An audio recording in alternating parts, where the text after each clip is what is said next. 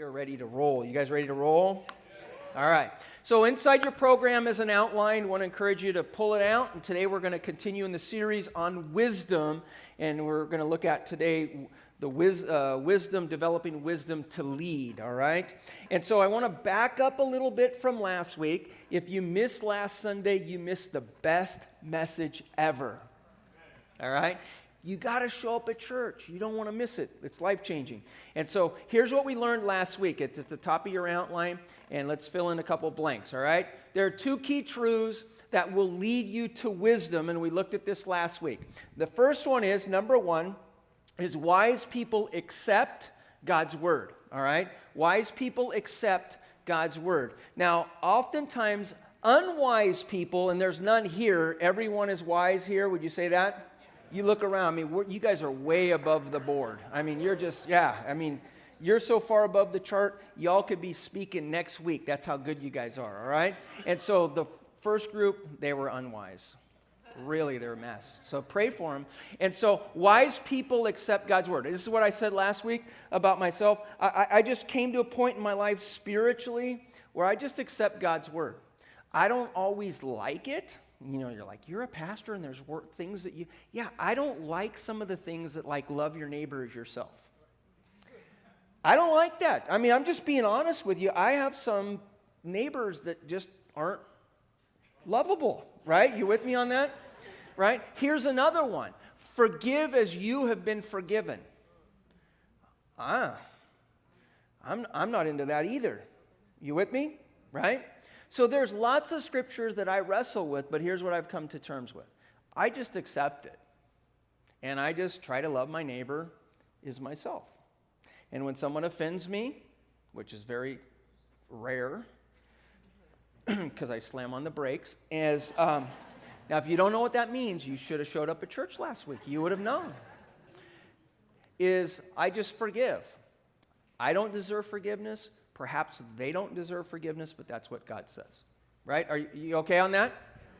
Second idea is this, that wise people ask for God's help. Now, it seems kind of crazy that I would make that statement in church. It's like, well, what do people do? And here's what we learn. That there is a rip tide or a current in our culture, and oftentimes people who love Jesus, who want to be wise, who don't want to I hope my life gets all screwed up by the time I'm, X years old. We don't want to end that way. And yet, we know believers who love Jesus, who step into the rip current, and the culture has a way of just sweeping them away. And you say, well, did they ever ask for help? And the truth is, in my experience talking with them, they don't. You know what they ask? How close can I get to the disaster before I get burned by the disaster? And we always want to walk to the edge so we could experience life, right? And we want to just play loose and free. And as a result, oftentimes that ends up messing it with us. And so last week we said this as kind of a question that begins to peel away all the smoke and all the fog when it comes to making decisions. And that wise people ask, is it the wise behavior or action to do? Because here's what's easy. It's easy to look at a verse in the Bible that says, love your neighbor as yourself. And you could tell me, and some of you have, my neighbor is just an absolute, right? And it's like, you know what? I get it. I've been there. But the Bible says that we are to love our neighbors ourselves. You got to pray that God helps you to love them. Right? There's no argument. You can argue with God all you want. It doesn't work. But you could do it. Right? But the verse says that's what you ought to do, right? Someone has offended me. Well, the Bible says as God has forgiven you, you need to forgive them. Yeah, but they don't. I know. You don't deserve it. They don't deserve it. Next. You got to just accept that. Right? But how do you make decisions like, do I quit my job and start a business? See, there's no verse that says, thou shalt work 16 years of your life for X corporation, and then you're free to start your own business. Do you buy a new car? Do you buy a used car? Do you finance it for 4 years? Do you pay cash for it? Is it 7 years? Do you finance it? Do you buy a X amount of square foot house? right? There's decisions that we make on a daily basis that we don't have a verse, where I call like a proof text, that you can hang your hat on and go, whoop, right here. This is it. So how do you make those decisions? And here's what's interesting. When you look at life, now none of us, because we all have it together here, in the first service, different story, but when you look at people's lives that have kind of got jacked up, it isn't areas of their life where love your neighbor as yourself was the problem, right? The areas that they screwed up their life in is areas where there isn't a verse to hang your hat on. And so how do you stop yourself from getting into that mess? How do you do that? Well, part of it last week is that you ask what is the wise thing to do, right? And then the next part of it, which is today, which is in your outline, well, what happens if we're committed to do the wise thing? I mean, Pastor Dan, I don't want to do the unwise. I mean, no one likes to be called a fool, right? But I just don't know what the wise thing is. How do I kind of sort through, peel away all the layers of stuff in order to do it, right? And then throw in, just as kind of a side note, which is in your outline, throw in some areas of trouble points in the area of making decisions. And so let's talk about that for a moment.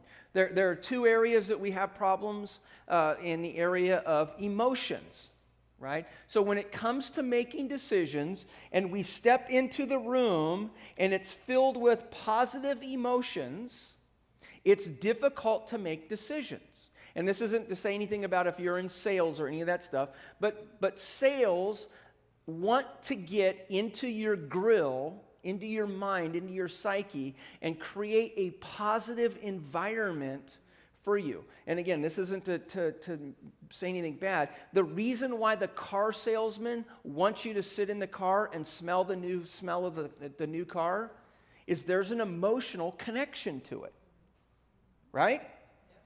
And so, I mean, that's the whole idea behind it. It's not to say anything negative about people who are involved in sales. I mean, I get it. You're just, you're trying to make a living and all that stuff.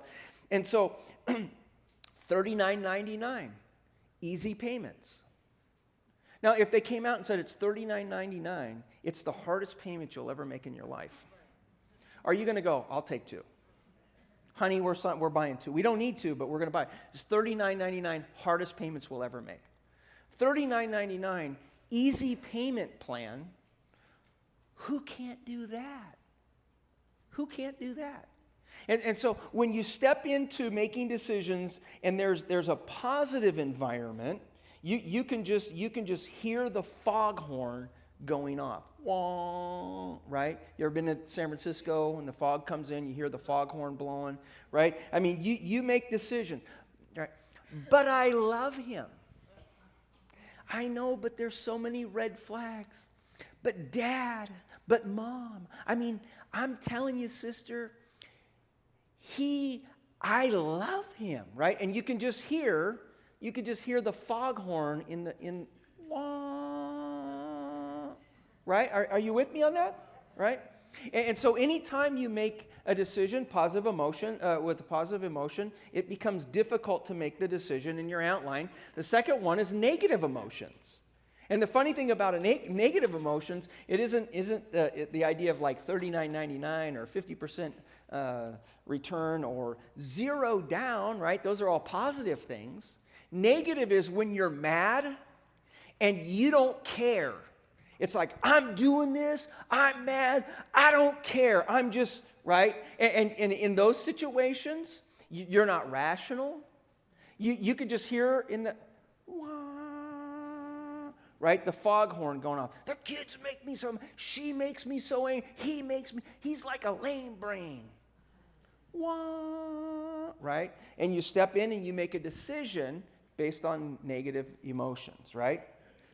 And then the last one in your outline when it comes to making decisions is areas of where you're lacking expertise in or experience in. Now, one thing our culture, the Western culture, does not have is where we celebrate folks who get older and use them as examples of wisdom. Now, a lot of cultures do that. When someone gets 60, 70, 80 years old, I mean, they're the elder, they're the leader, and the reason why is because they've experienced a lot in life, and they have a lot to share with us. In our culture, we don't do that. It's like, he's old, he's 50 years old, what does he know, right? I mean, he's still got a dial-up phone, he's got a flip phone, right? And he's like an idiot. And so as a result, we don't celebrate that. But the truth is that much of wisdom in our life comes from experiencing life, right? And so when we experience life, we tend to have more wisdom. And so here's my experience. I learned this when we were relocating our church.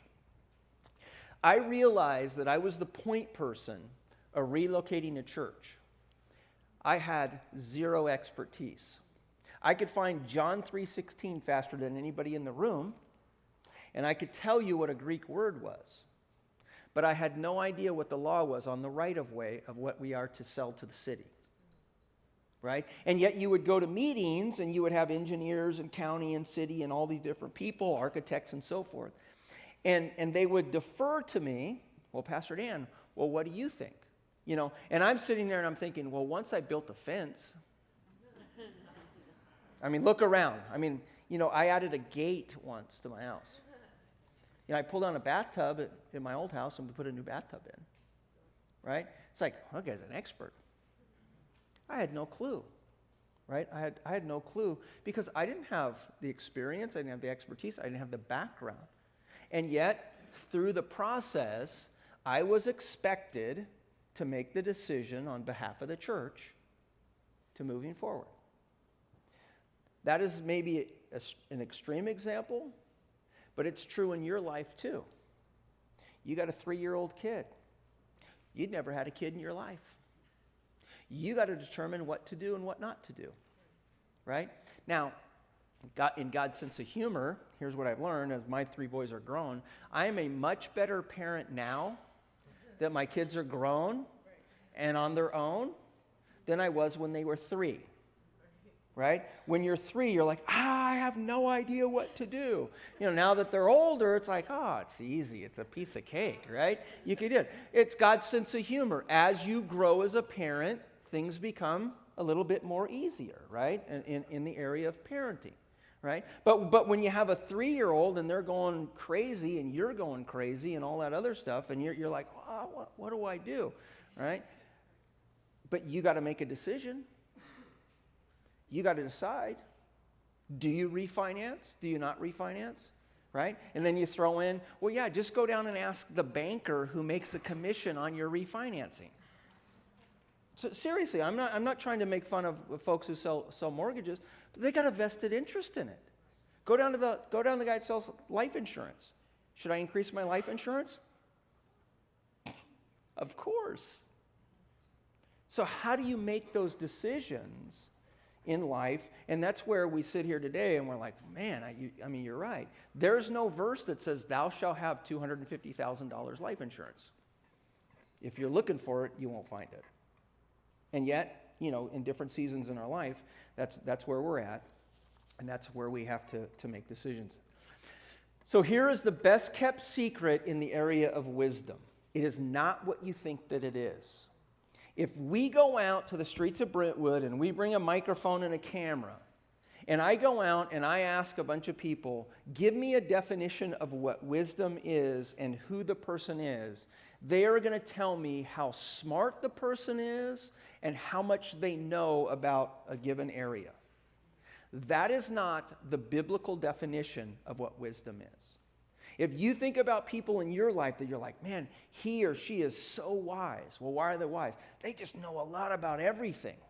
I mean, if there's something wrong, they know. They know how to fix it. They're wise, right? And this is the best kept secret to biblical wisdom, because it is not what the world thinks wisdom is. In your outline, here's what it is. Wisdom lets you know that you don't know.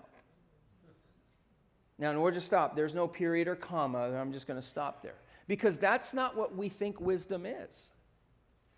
But biblical wisdom is that you know that you don't know.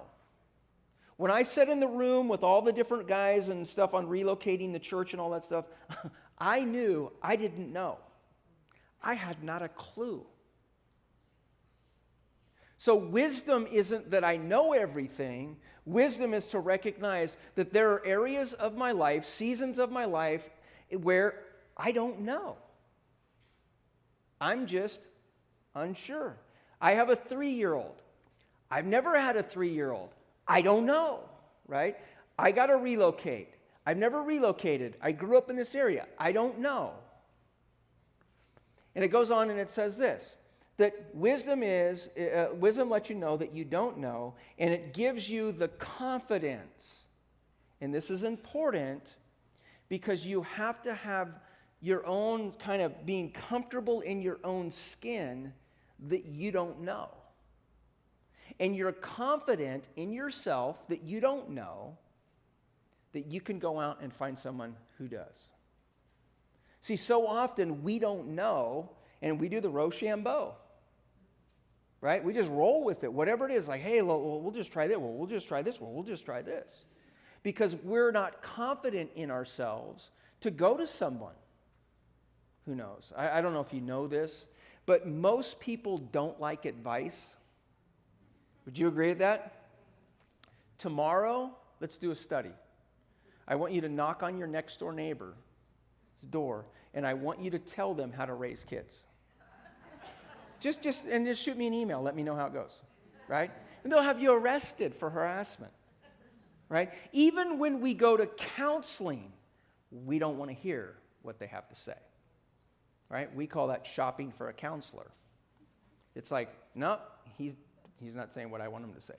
Oh, yeah, she is, right? So we shop for the counselor, right? And so wisdom is knowing that I don't know, feeling comfortable and confident in myself to go out and to seek the advice of what other people have to say. Now remember, in Scripture, the Bible is given to us not for information's sake, but for transformation's sake.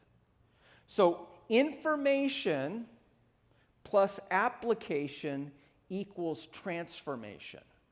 Church, we work hard on application, right? Information with a lack of application equals legalism. You know any of those folks? They have an opinion about everything and they're not willing to, right? So always in Scripture, God gives us His Word so that we have application in it, because ultimately He wants to transform our life. And when it comes to wisdom, we're going to see at the end of the service, when it comes to wisdom, when we recognize we don't know, we seek it out, the Spirit of God will place people in our life that we resonate with, and it makes sense of what we are to do. But here's the deal. Some of you are sitting on wisdom that you have received that you haven't used. And as a result, there's no transformation. You're still in the same situation that you've been in. Got it? Got it? So let's look at some scriptures. Last week I looked at Solomon. I mentioned Solomon's life. He had kind of a unique experience with God. He got the genie in the bottle verse. Nowhere in Scripture that I can think of does God show up and say to somebody, ask anything you want and I'll give it to you. Now, we all pray that way, but that's not the way He works, right? So He shows up to Solomon and says, Solomon, what do you want? Solomon could have had a military, he could have had wealth, he could have had all this stuff. He asked, which we looked at last week, he asked for wisdom. Okay? Now get this. The wisest person in the Bible, with the exception of Jesus, was Solomon. Solomon got godly wisdom as a gift given to him. In his books that he writes, they are called the books of wisdom. In his writing, he writes more than anyone else on seeking counsel from other people. Now just kind of pause for a moment. Why would the wisest person in the world say, if you want to be wise, you need to seek out the wisdom of other people? Because that is wisdom.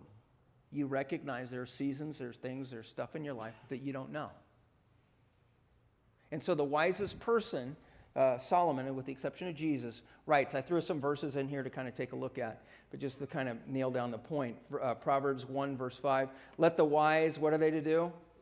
Yeah, not talk, right? Listen and add to their learning, and let the discerning get guidance. Proverbs 12:15 says this, the way of the fool seems right to him. I know everything.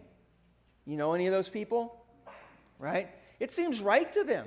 I mean, they sit down in a room and they talk to themselves and they're like, self, I'm telling you, that is a great idea. Right? The scripture says that person's a fool. All right? It seems right to them, but the wise listen to advice. Proverbs 19, verse 20. Listen to advice and accept instructions. We're not always that good at that. And in the end, you will be wise. Right? Proverbs 11:14. For the lack of guidance, a nation falls, but many advisors make victory sure. Proverbs 15, verse 22. Plans fail for a lack of counsel, but the many advisors, they succeed. So here's the wisest person who ever lived, writes to us and says to us, if you want to be wise, you need to seek out counsel. Because wisdom isn't knowing everything. There are certain things that you know and you're the go-to person for. But there's a lot of stuff in your life that you don't know. And biblical godly wisdom is recognizing, I don't know. I'm not really sure. I'm not sure what that next step is, that I am to take in my life. Otherwise, I find myself in a bad situation. Genesis 41. If you have your Bibles, you can turn there. It's a story, if you've been in church for a long time or any length of time, you probably heard the story. I want to kind of come at it a little bit different. It's the story of Joseph in the Old Testament. Now, not Joseph and Mary and Jesus in the New Testament, Joseph in the Old Testament. So you have Joseph, who is, right, you have Abraham, the father of the Jewish people, who has a son, and he has a son, and he has Abraham, Isaac, Jacob, right? So there's 3 generations, and then Jacob has a bunch of boys. And all of the boys are loving, compassionate people. No, they don't like Joseph. So they decide, because they're compassionate, they decide that they won't kill him. Isn't that nice? They'll just sell him into slavery. So they sell Joseph into slavery. He's a Jew. He gets sold into slavery into Egypt. All right? Now, just to kind of go through this story, and I'm going to paraphrase it. Joseph becomes a servant of Potiphar. Potiphar was like a governor or captain. All right? Potiphar's wife looked at Joseph and said, Well, Potiphar wasn't there. She hits on him. He's a moral man. He's a Jew. He's a moral man. He runs for the hills. He's like, I don't want any part of that. So she's hurt. So she goes to her husband and she tells her husband that your servant Joseph raped me. And Potiphar does what any good husband would do. Takes him, has him arrested. He's tried. He's put in prison. So Jew in Egypt, jail. All right. Well, in prison, his guy that he rooms with is a guy, and he tells him his dream that he has. And Joseph is able to discern the meaning of dreams. And so this guy tells him the dream, and Joseph tells him, he says, you know what that means? It means like one day you're going to be a servant of Pharaoh. Like, we're in prison, dude. That ain't going to work. And it happens. And so his roommate in prison now is a servant for Pharaoh. So one day, Pharaoh has a dream. It's confusing. Now, Pharaoh is, and again, in our culture, it's hard to kind of recognize because, we have checks and balances in our government and stuff. But Pharaoh was the final say in everything. So if he decides that today he wants to do X, if you don't do it, he can imprison you or kill you. You have no recourse. You can't say, well, that's not fair. I have rights. You don't have rights. Your right is whatever Pharaoh decides. Right? So that's the type of person that he is. And so he tells a bunch of people his dream, and all of them are like, I have no idea. I have no idea what it means. And so his servant says to him one day, he says, when I was in prison, there's this guy named Joseph. He's not from Egypt. He's a Jew. And I told him this dream, and he said, one day you're going to be Pharaoh's servant. And I'm like, right. And here I am. And Pharaoh goes, we got to find that guy. What jail's he in? So they go and they get Joseph, clean him up, they bring him back to Pharaoh, and Pharaoh tells him this dream that everyone else is puzzled by. All right? And in Genesis chapter 41, starting in verse 33, and I kind of highlighted it because it's kind of a funny thing that maybe you miss when you read it, but Joseph is going to give a commentary on his dream, which is a little bit unusual because no one would tell Pharaoh anything because you wanted to live. You would just kind of, I have no idea, put your head down and walk away.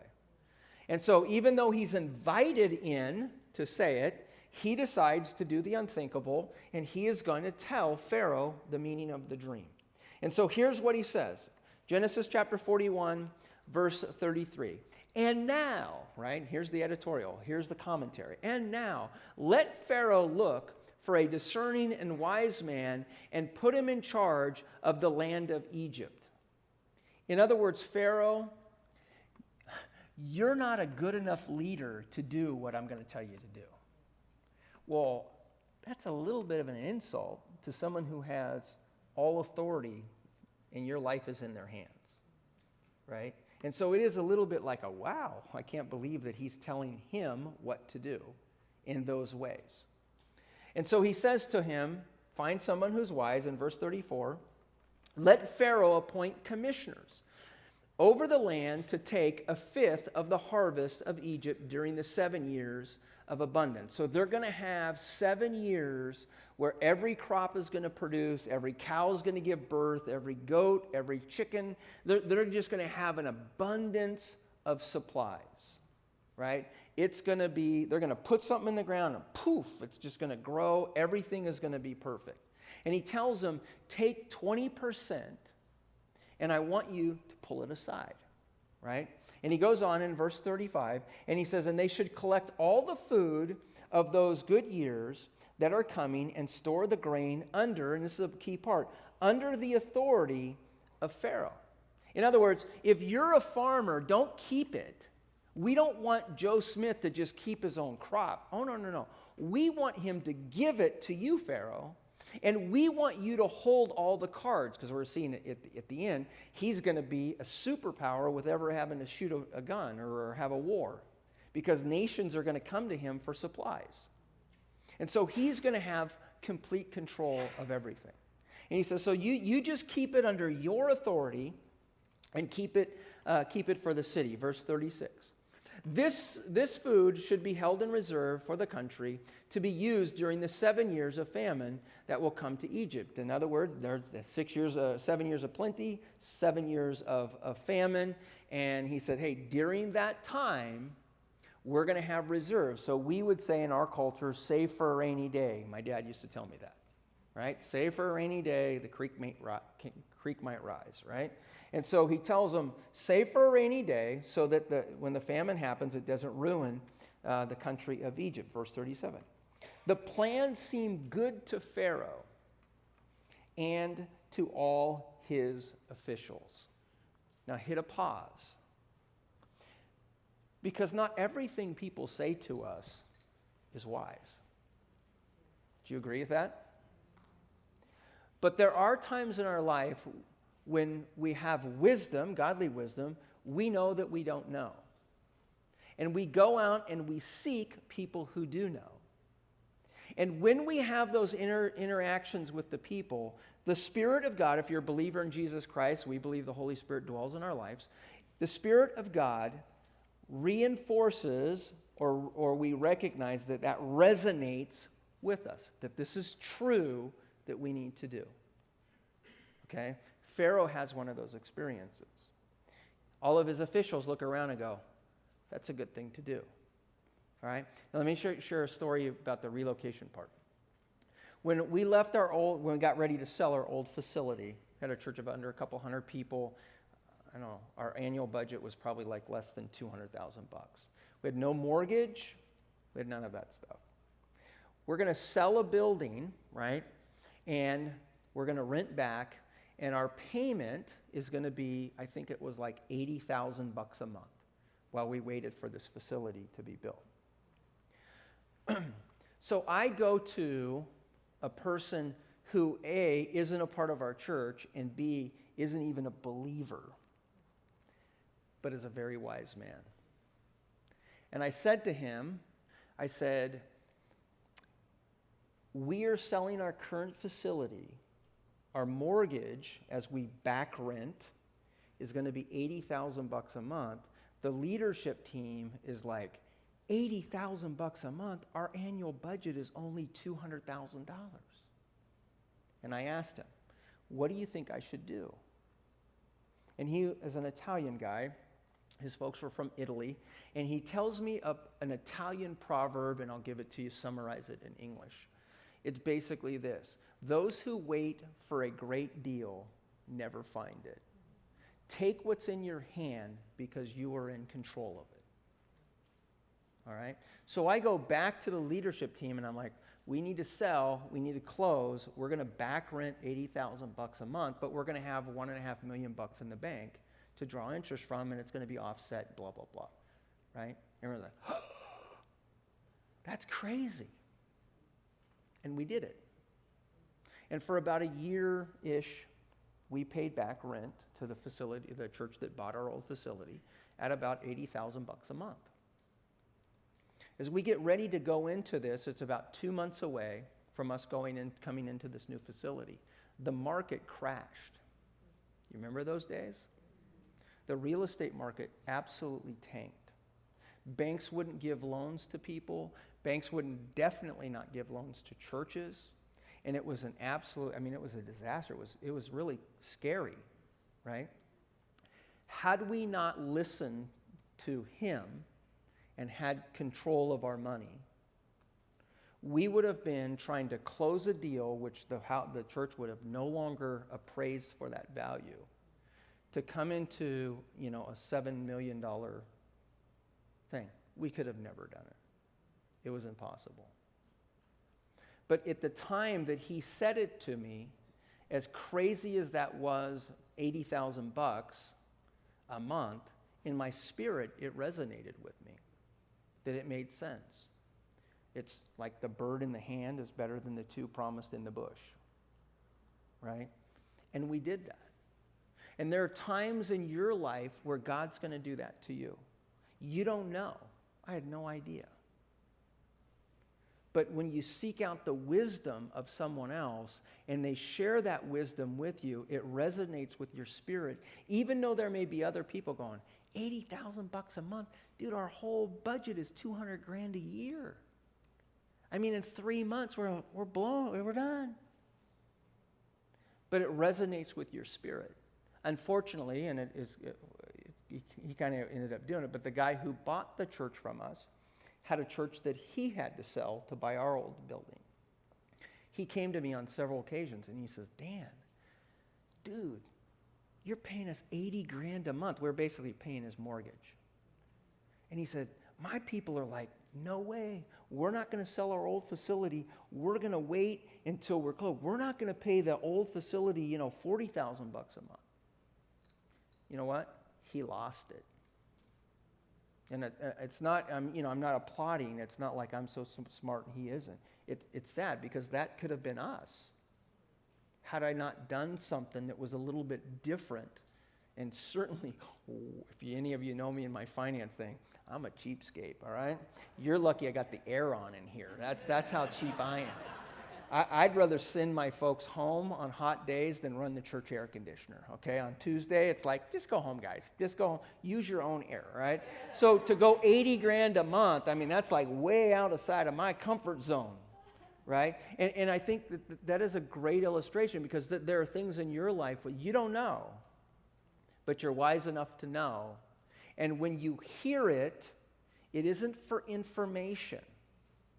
It's for transformation. but you've got to be willing to do it. And so Pharaoh takes the wisdom of Joseph, stores it up, right? He doesn't just blow it off. He stores it up. Well, then when the famine, that wasn't necessarily like just in Egypt, it was a regional famine. He had all the supplies. And all these other countries came to him, knocking on his door, saying, we need food for our people. And he became a superpower of superpowers without a war. Because he listened to somebody who had wisdom, discernment. All right, you got that? So Pharaoh asked him, can we find anyone like this man, one in whom is the Spirit of God? Verse 39. Then Pharaoh said to Joseph, since God has made all this known to you, there is no one so discerning and wise as you. Verse 40.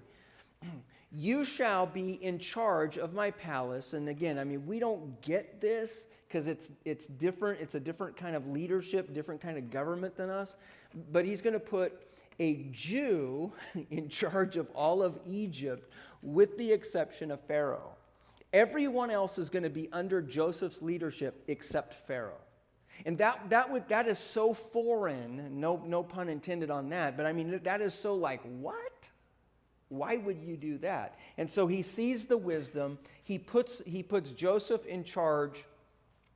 And in verse 40, it goes, only with respect to the throne will I be greater than you. So there's a little clause in there, right? I mean, you're good, but I'm a little bit better, all right? So let's just agree on that. I'll be in charge of that. And then they put him in charge of the whole land. Verse 42, again, we don't always get that. Pharaoh takes off his signet ring, which is basically all of his authority. So there would be a ring that would have his signature on it, and if they were going to sign a legal paper, they would take the ring off and they would roll it into, whether it be clay or paper, whatever it is. It's kind of like a stamp of approval, right? Pharaoh takes off his ring and says, "You the man." Right? You got it. And so he now has basically full authority over all of Egypt. He dresses them up in a clown outfit, and they drive around in a clown car and in a robe, put chains around his neck. He gets on a chariot, and all of Pharaoh's men are, make way, right? Here he comes. And he puts them in charge of all the land. And if you can go home and read the rest of the story, eventually there's a famine. All these other countries come to him. And it's actually kind of a cool story because Joseph's brothers who sell him into slavery actually come and try to get food. And they're like, oh, here you are. And he's like, yep, I'm in charge. Now your life is in my hands. And he doesn't do what some of us would do. He embraces them and welcomes them. Right? Whole nother message, but it is kind of a cool story. In your outline, 3 key truths to wisdom. So here we go. Jot them down. Number 1, no one is so successful that they no longer need wise counsel. Right?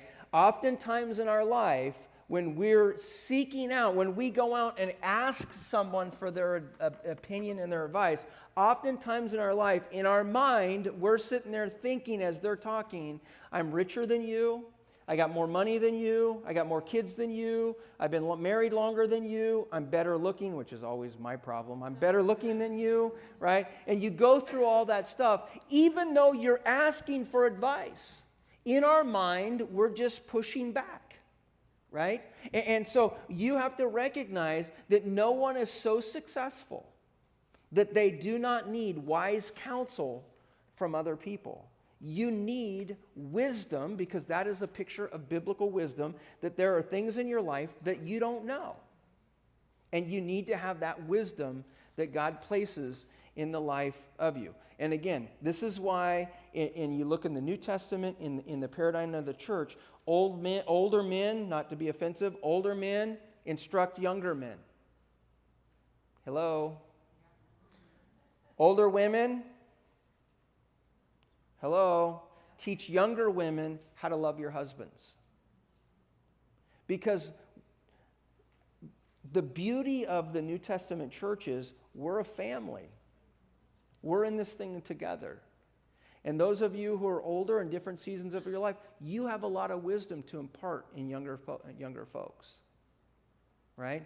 And we need to recognize that and not be so resistant. I think one of the things that we do pretty well is we have, oftentimes you get like one generation. We got multiple generations of people, and that's a good thing. A reason why I don't like age groups in small groups is I think it's good to have some younger folks, some older folks mixed in there. Sometimes the old folks, y'all need some life breathed into you. You know what I'm saying? Right? I mean, your stick is stuck in the mud, Jack. You need someone to pull it out and go, that ain't the way we do it anymore, Grandpa. Let's get over it. Right? And then sometimes, right, some of us who are a little more seasoned in life, we need to tell the older folks, man, you got to woe your horses down, dude. Cool them down. It's okay. You'll make it through. Right? And so we need that, right? You guys are all on board on that. You're going to sign up for mentoring on the way out. Remember, information without application does not equal transformation. It just means that you know, but you never make a difference. Number 2, harsh, Pastor Dan, harsh. It's Labor Day weekend. Number 2, you will never reach your full potential without utilizing the wisdom of others, right? And this is one of the things I shared in the first service. This is kind of new in church life. Coaching is big in church life for pastors. I've been doing it since the moment that the church called me to be a senior pastor. I had no idea I was doing it, and it was like the new thing that was coming along. But I always sought out guys who had bigger churches than me. I just wanted to hear what they had to say, right? And you see that in professional sports. In some cases, it's kind of funny. You got like basketball. I mean, you got these dudes that could like jump to the moon and back. And then you got a little guy like me that's like 4 foot nothing, that can't touch the bottom of the rim on a ladder. And you're telling the big old guy how to box someone out, right? And it's kind of funny, but you know what? The professional athletes, they recognize it. That in order for them to be better, they got to have a coach. Baseball, same way. I mean, sometimes you have coaches that couldn't throw a ball through a window, and they're telling a guy that can throw in the mid-90s how to put pressure on each finger to make the ball do a different thing. I mean, it's kind of silly, but professional athletes do that on a regular basis. In your life, it's the same thing. You're never going to reach your full potential because we need community to reach that. Got it? Got it? And then number 3 is this. Wise counsel may come from unlikely sources. In this case, with Pharaoh, it was a dude that was in prison for rape. I mean, imagine that. I mean, that's an outcast. So that's somebody in society that's like, what? You got the guy from prison in here telling us where we ought to go as a nation? That doesn't make sense. And oftentimes in our life, pay attention because this is a nugget that's huge to grab a hold of. When we hear someone else's life story, we think, what can we learn from it? Because their kids, their marriage, their finances, I mean, they've been, whatever it is, and you throw up all this stuff. I say, what possibly can we learn? Listen. The best advice that I give to couples who are in marital problems comes from a lady who was never part of our church that was married 6 times. Someone said, wow, right? I mean, that 6 times is a lot. And here's what she said. Her son came to our church. She was here visiting from Arizona or something. She called me on a Monday after service, and she said, Pastor Dan, you don't know me. I'm so-and-so's mom. And she tells me her story. I've been married 6 times. And blah, blah, blah. She tells me this whole thing. And she said, here's what I want you to remember that I appreciate in your message. Had I known what I know today, I would have never left husband number 1. And then she proceeds to tell me that part of their problem was that she wasn't investing in the marriage. And as a result, it blew up. And you know how many times I've told a story, I don't use that exactly, but here's what I say. Your age is, statistics tell us if you're under now it's like 70. If you're under 70 and you're divorced, chances are you'll be remarried. So here's what we know. We know if this thing splits up, right, and you go your way and she goes her way, statistics tell us you're going to get married. And we know in order for you to get married, you got to invest in a marriage or in a relationship. Right? I mean, no one's like going through the salad aisle at, the store and go, hey, you want to get married? Sure, why not? I mean, it's Labor Day weekend. Let's go.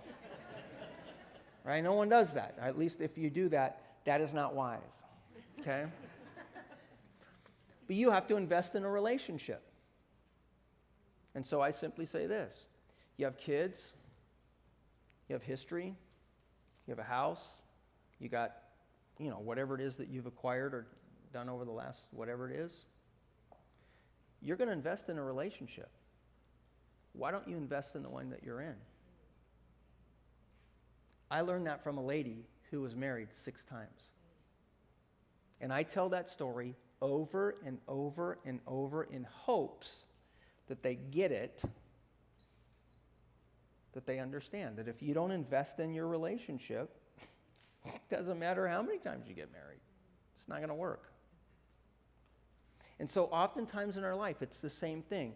A person that you wouldn't consider as being a resource, a godly resource, comes into your life. And in some cases, their life is screwed up. But you can get great wisdom from someone whose life is not the picture of, hey, here's what you ought to do in marriage. You can actually do a 180-degree roll, flip it, and learn from that.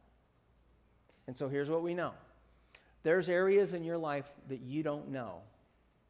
Are you wise enough to admit that? Or are you going to be filled with yourself, filled with pride, a know-it-all? Biblical wisdom is, there are areas of my life I don't know.